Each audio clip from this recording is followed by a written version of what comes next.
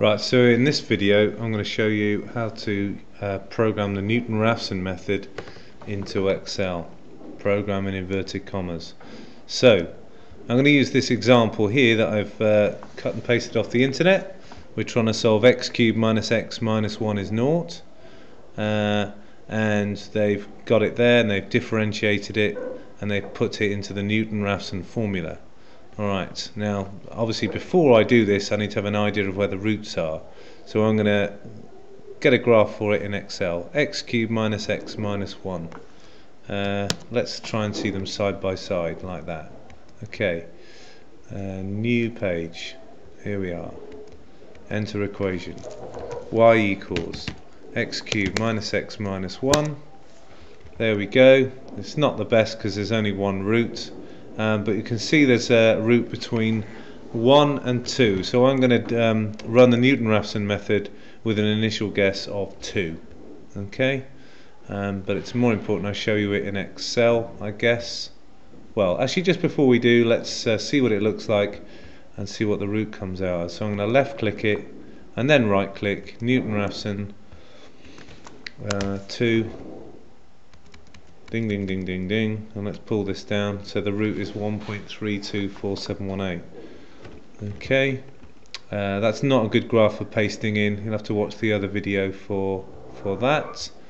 Alright, let's go back to Excel and see what we'd put in. So I'd start off with the next column, and our first guess is going to be 2. Let's make an f of x column so it works out the y values, and let's make an f dashed of x column where it works out the gradients for each estimate. So the first estimate is 2. This is the y values. So this is where I'm focusing on the original equation. So we want to cube this, minus it again, minus 1.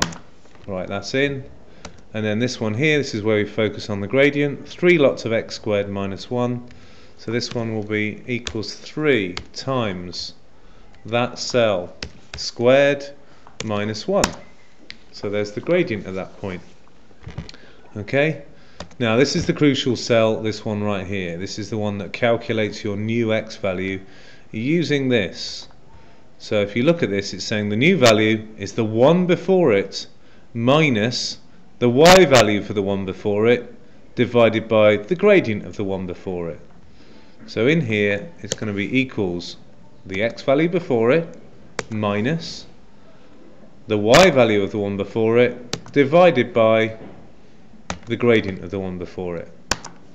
Okay, and that's given me 1.54555, something like that. If I go back to my autograph, oh look, there it is, there's that number there. So everything seems to be going well. Now ideally we'd just fill things down. You can start doing that, but it'll probably give you some funny stuff until you've got everything filled down.